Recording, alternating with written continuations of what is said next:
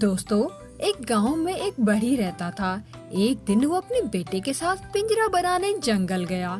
दोनों बाप बेटा काम में मसरूफ हो गए। पिंजरा तैयार हुआ।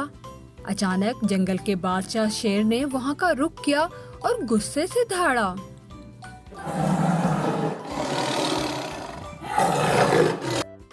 शेर बोला, तुम दोनों मेरी इजाजत के बगैर यहाँ क्या कर रहे हो? दोनों बाप बेटा पहले तो घबराए, फिर उन्होंने कुछ सोचा। बढ़ी बोला, हुजूर, हमारी ये जुर्रत कि आपकी मर्जी के खिलाफ कोई काम करें। हम तो आपके लिए शानदार घर तैयार कर रहे हैं। अच्छा हुआ आप खुद ही आ गए। आप अंदर आकर खुद ही देख लें। शेर ने कहा। अच्छा, ये बात है। शेर फौरन पिंजरे में दाखिल हुआ तो बढ़ी और उसके बेटे ने फौरन कुंडी लगा दी। बढ़ी ने बेटे से कहा, जल्दी से गर्म पानी लाओ। जैसे ही गर्म पानी आया उसे शेर पर डाल दिया। शेर बहुत चीखा, चिल्लाया।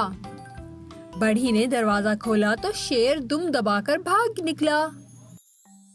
दोनों बाप बेटा घर जाने की तैयारी कर ही रहे थे कि अचानक उन्होंने 3 शेरों को अपनी तरफ आते देखा। वो दोनों बहुत घबराए।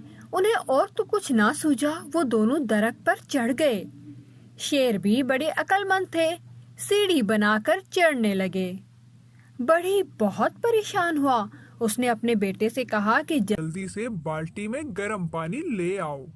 ये सुनना था कि सबसे नीचे खड़े हुए शेर को अपनी तकलीफ याद आई तो उसने फौरन भागने में ही आफियत जानी। वो भागा तो उसके ऊपर खड़े दोनों शेर भी गिर गए और भाग निकले।